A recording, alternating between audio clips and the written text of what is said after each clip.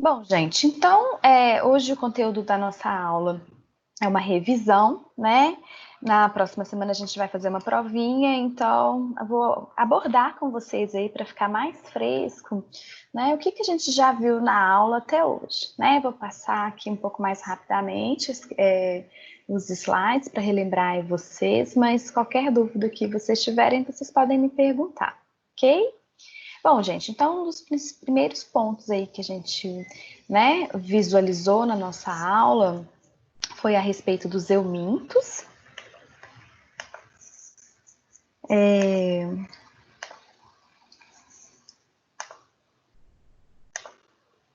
Então, né, a gente conversou a respeito dos eumintos nas primeiras aulas, né?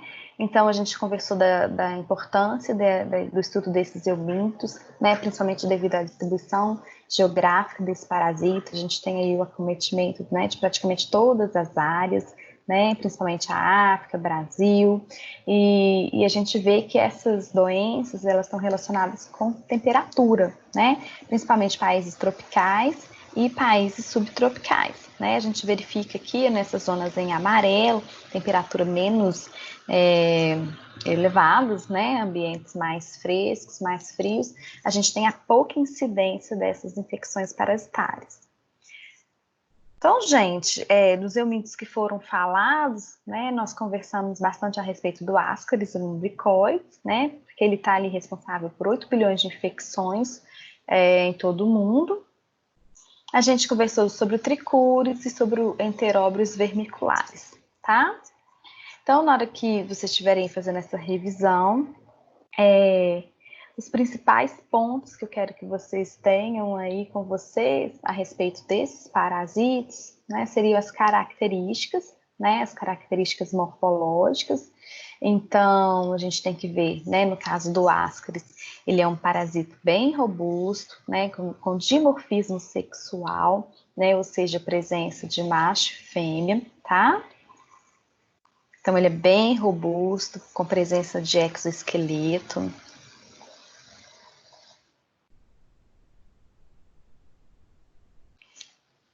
Na hora de estudar, dá uma olhada assim, no forma de transmissão, que é importante, tá? Então, a transmissão oral, fecal, né? Então, ali pela ingestão de ovos, tá? Que acontece pelo Ascaris lumbricoides.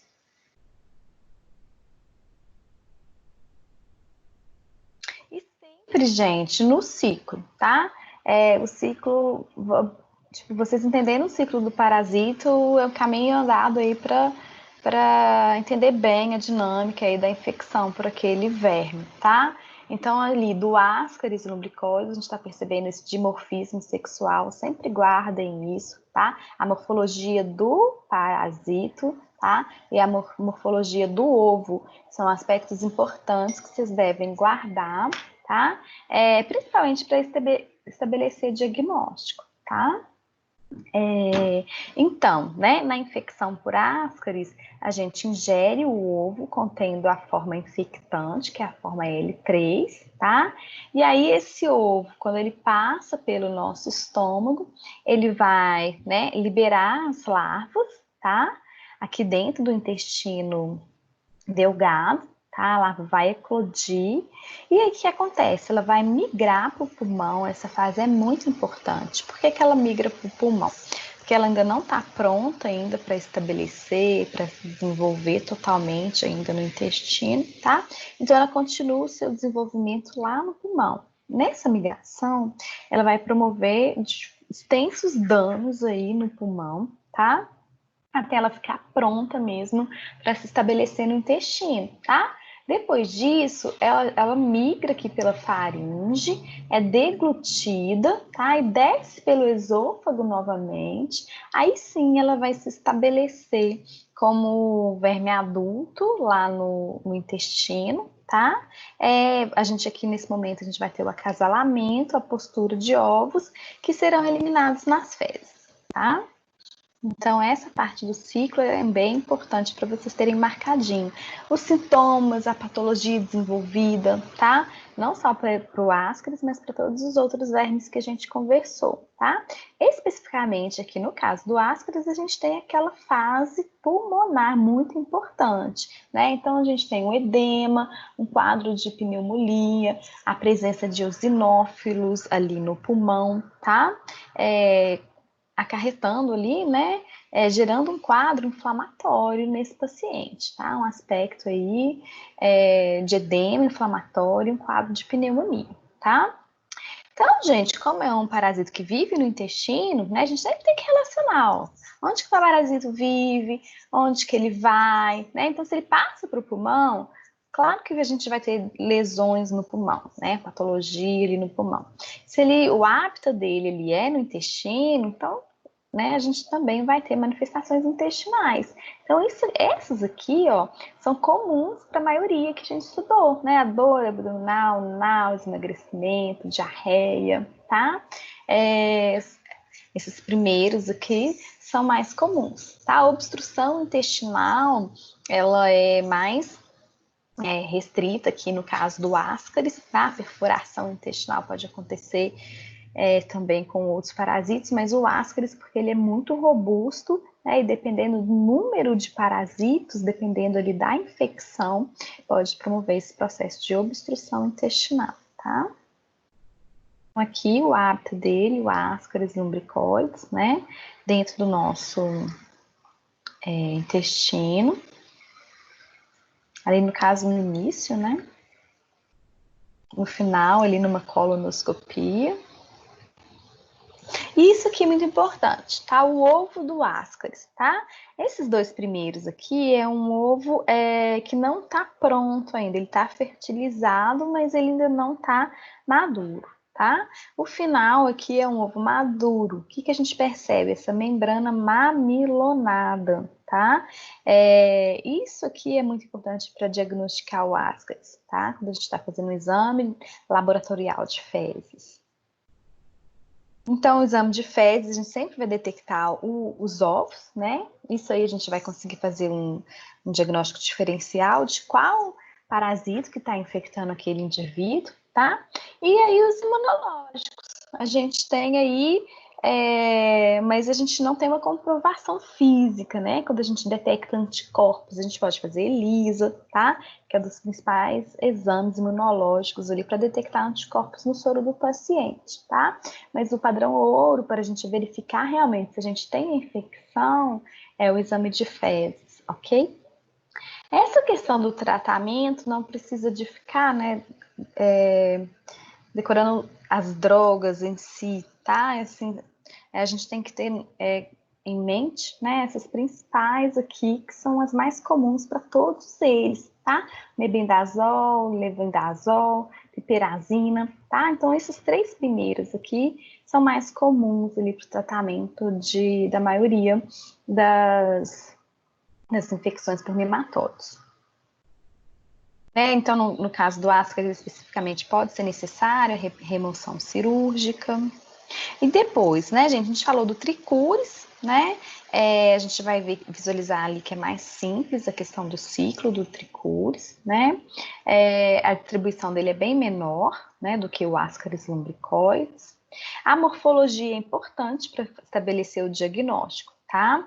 Ele tem um formato aí como se fosse de um chicote, né? A gente tem um macho maior do que a fêmea, e aqui, ó, principalmente a fêmea, eles falam que é uma morfologia de chicote, né? Com a extremidade anterior mais espessa e a extremidade inferior aqui, né, posterior, mais fina, né? Menos espesso. Então, aqui, entre aspas, né, pessoal, um formato de chicote. Então, é importante também para estabelecer o diagnóstico do parasito, tá? Conhecer essa morfologia, tá? Os ovos, né, que estão ali eliminados nas fezes em forma de barril, tá? A gente tem como se fosse essas duas tampinhas aqui, né, nas duas extremidades, tá? Isso é extremamente característico do ovo de tricúris. Então, ciclo super simples, né? A ingestão do ovo, esses ovos, né, eclodem ali depois da passagem no estômago, se estabelecem no intestino, né? Dão origem aos vermes adultos que vão colonizar o intestino grosso, né? Eles vão aqui iniciar a postura de ovos e esses ovos serão eliminados nas fezes, serão embrionados, né? Eles saem não embrionado inicialmente, depois esse ovo torna-se embrionado e continua seu ciclo aí novamente quando ingerido por um outro indivíduo, tá? Mais uma vez, a droga que a gente usa, né, mebendazol, a gente fala pomolato de pirampel também, tá? O enteróbios, tá? É um outro que a gente conversou. Ele é muito frequente em crianças, ele é bem pequenininho, de 1 a 3 ali, milímetros, tá? E causa aquele purido anal, tá? Ele fica aqui, ele sobrevive aqui nessa região perianal. As fêmeas podem migrar aqui para essa região perianal, principalmente à noite, para realizar a postura de ovos. E aí a gente visualiza essa questão do purido anal, tá? Então a infecção acontece quando, né, o indivíduo e a criança principalmente ingere o ovo, tá? Esse ovo vai eclodir e os parasitas vão colonizar ali o intestino grosso, o cólon, tá? Proliferar e realizar a postura de ovos, tá? Então é importante que, né, na hora que esses ovos são liberados, geralmente a gente tem ali a ruptura da fêmea, tá? E a liberação de milhões ali de ovos no ambiente, tá? Então, sempre o ambiente ele vai ficar sobrecarregado ali de ovos, tá? Porque na hora que a gente tira a roupa, na hora que a gente deita, às vezes, na cama, a cama fica sobrecarregada de ovos, a roupa também. Quando a gente movimenta esses lençóis, movimenta a roupa, a gente espalha esses ovos, dissemina esses ovos pelo ambiente, tá? Então, assim, é muito comum a infecção em creches, onde crianças têm contato umas com as outras ali, continuamente, né? Porque se coloca a mão num ambiente contaminado e leva essa mão na boca, a gente pode adquirir, né? A criança pode adquirir a infecção. Né? Então, é uma infecção muito fácil ali de se dispersar devido à facilidade dessa transmissão. O ovo, gente, é muito característico, muito importante, tá? Então, em forma de D, tem que ter uma imaginação, assim, bem, né? Assim, imaginar um D aqui, ó, tá passando a seta. Ai, não tem nada a ver com D, né? Não lembra um D, tá, gente? É porque é um lado mais plano do que o outro. A gente tem um lado plano e um lado mais abaulado, tá? Que vai lembrar esse D, tá? Então a gente tá ali fazendo um exame parasitológico de fezes, a gente visualizou isso, então a gente já pode suspeitar do enteróbios, ok? Então, a gente tem, como é um parasita que vive no intestino, tá? A gente pode ter ele, principalmente como é no final ali do intestino, uma hemorragia, né? Principalmente ali na região perianal, a diarreia, a colite, tá? A diarreia acontece, gente, porque a mucosa intestinal fica inflamada, né? E aí a absorção de água não ocorre né, de maneira correta. Então, ali fica aquelas fezes mais amolecidas, aquelas fezes mais diarreicas, tá? A vaginite pode ocorrer porque o parasito ele fica na região perianal, ele migra para a região perianal para fazer a postura de ovos, e nisso ele pode ter ali, contato, né, com o início ali, da vagina, migrar para essa região, levando o conteúdo que estava ali, né, no intestino, as bactérias presentes no intestino, as bactérias presentes nas fezes, tá? E promover um quadro de vaginite. Opa! Promovendo um quadro aí de vaginite. O diagnóstico é bem diferente, tá? Dos outros, assim, para a gente procurar esses ovos, a gente não faz normalmente um exame de fezes, a gente faz um suave anal, tá? porque como a gente tem essa migração das fêmeas para a postura de ovos no ânus, a região fica cheia de ovos do parasita. Então aqui, ó, quando a gente faz um swab, a gente leva isso para o microscópio, a gente vê ali centenas de ovos presentes, né? Então a gente pega um bastão, né, e envolve ele com uma fita, tá, adesiva, pode ser até um durex mesmo, transparente, e vai apalpando esse bastão ali ao longo da região anal, tá? Depois a gente pega essa fitinha, coloca em cima da lâmina como se fosse uma lamínula mesmo e observa a presença de ovos, tá? Então aqui, ó, nesse slide, dá para ver direitinho essa questão do formato, tá? Esse está bem parecido com o D, ó. Um lado mais reto e o outro ladinho mais abaulado, tá? Ó, as drogas são basicamente as mesmas, fumoato, dipirantel, mebendazol, tá? Bom, gente, esses foram os principais que a gente falou dos nematóides, né? Depois aí a gente começou a conversar a respeito dos protozoários, né? Os parasitas ali presentes no reino protista, tá? É importante lembrar, né, que os protozoários são células eucariontes, tá? São organismos unicelulares, mas aí às vezes as pessoas confundem, acham que é uma célula procarionte, né? As células procariontes seriam, por exemplo, ali as bactérias, que também é um ser unicelular, tá? Mas o protozoário é um parasito unicelular, porém as células desse parasita é uma célula eucarionte, tá? Existe ali, então, nesses protozoários, diferentes organelas, diferentes questões ali no betamolismo celular, mitocôndrias, complexos de Golgi, lisossomos, tá? Então é uma célula mais desenvolvida, tá? Esses protozoários podem ser de vida livre ou então pode ser parasitas, né? O foco aqui do nosso seriam os protozoários parasitos, né? Então a ameba, a giardia, tá? Entre outros que eu vou mostrar aqui para vocês. Então, eles podem se locomover por diferentes estruturas, tá? Então, a gente tem protozoários que são flagelados, né? Que se locomovem a partir de flagelos, tá? Por cílios, exemplo, paramécio, tá? São estruturas ali, o batimento dos cílios vai auxiliar na locomoção, né? E tem protozoários que não ali se locomovem, né? No caso ali do toxoplasma, que são os esporozoários, tá? Eles são protozoários móveis que não têm a capacidade de se locomover no nosso organismo, tá? Então, as doenças que a gente conversou, que a gente deu mais foco, primeiro delas foi a giardia, tá? Que é causado por esse protozoário, que tem duas formas evolutivas principais, a de trofozoito e a de cisto, tá? E o ciclo é bem simples, né?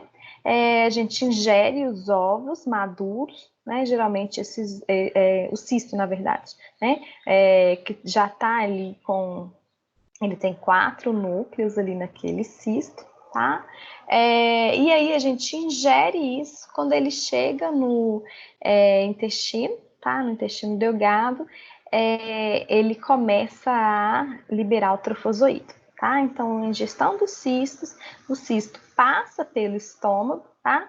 Esse estômago vai conter ali as enzimas que vão lesar a parede do cisto, tá? Aí ele se estabelece no intestino delgado e coloniza, ou seja, dá origem ao trofozoito, tá? O que acontece?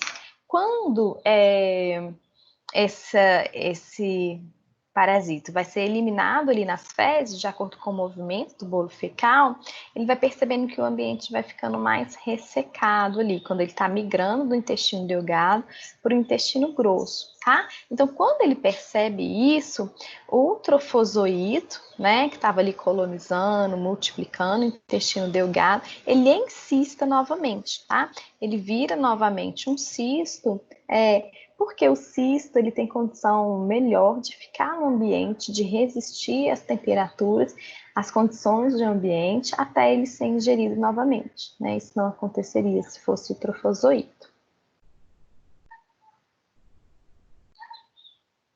Bom, então, dando uma olhada aqui, tá, gente? Sempre prestando atenção nos aspectos patológicos, nos aspectos clínicos, tá? Aqui lembrando, né, ele é um parasito que fica ali no intestino, tá? Então, a gente vai ter diarreias relacionadas, pode apresentar diarreia com muco e, às vezes, ocasionalmente, com sangue, tá? O diagnóstico é pesquisar os cistos ou os trofozoitos nas fezes. Para o tratamento, né, dos protozoários, a gente já tem drogas diferentes, né? A gente aí tem o seconidazol, tinidazol, metronidazol, tá? Então, esses aqui vão ser usados não somente aqui, né, na giardia, mas também para outros protozoários parasitas, tá? Bom, o tricomonas vaginalis, né? A gente tem aí a infecção acontecendo por contato, né? Sexual, né? É um ciclo bem simples, tá? Nesse parasita a gente tem somente a morfologia de trofozoito, tá? Parasita que possui 4 flagelos ali na região anterior. Então, aqui é uma ilustração esquemática. Aqui, né, é uma coloração do parasito que foi adquirido ali na mucosa vaginal. Então, aqui, né, um parasito corado. E aí o ciclo é muito simples, gente. É somente o trofozoito que fica ali, né, nas regiões, né, no aparelho genital feminino e no aparelho genital masculino. Então, o que acontece? A presença dele nesse local favorece a colonização, né, onde a gente tem temperaturas ideais, pH ideal para a sobrevivência e multiplicação do parasita. Eles colonizam, ou seja, multiplicam ali, tá? Por divisão binária, e dão origem a novos trofozoítos, tá? Então não tem outra forma evolutiva, e a infecção ela se dá através do contato ali sexual, através também de compartilhamento de, né, toalhas e produtos íntimos aqui, tá? Compartilhar, principalmente toalha e relacionamento sexual.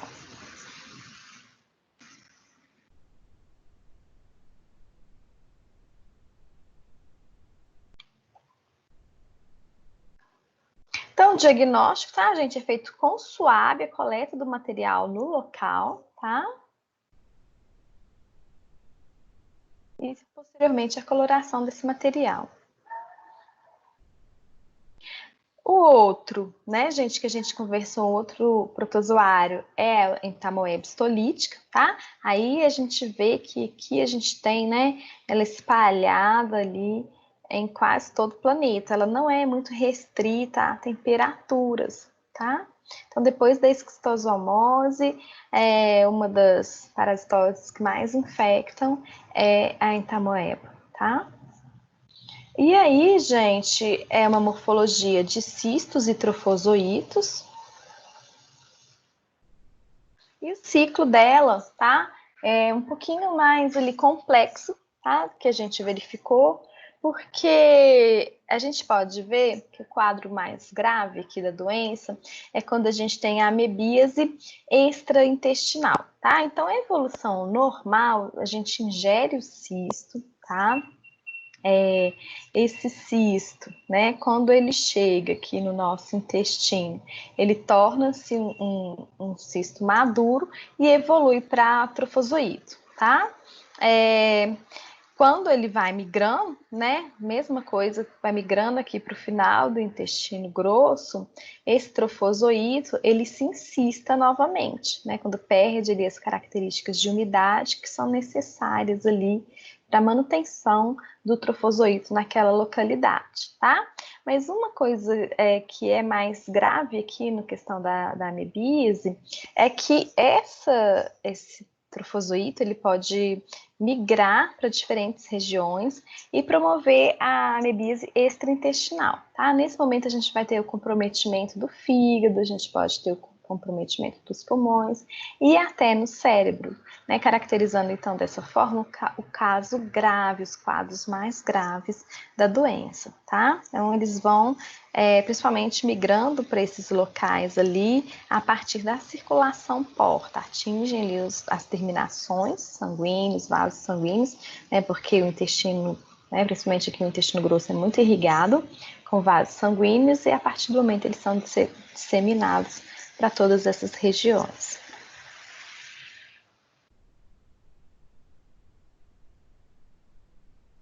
Então, gente, as manifestações clínicas aí, dessa forma, a gente vai perceber que não é só no intestino. Apesar do parasito viver no intestino, a gente tem as extraintestinais, principalmente hepática, né? Cutânea também pode acontecer, pulmonar, baço, rim, tá? A gente pode ter a amebíase disseminada aí para todos esses locais.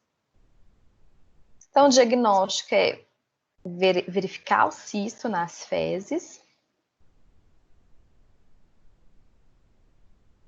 E aí, gente, depois a gente falou do Trypanosoma cruzi, tá?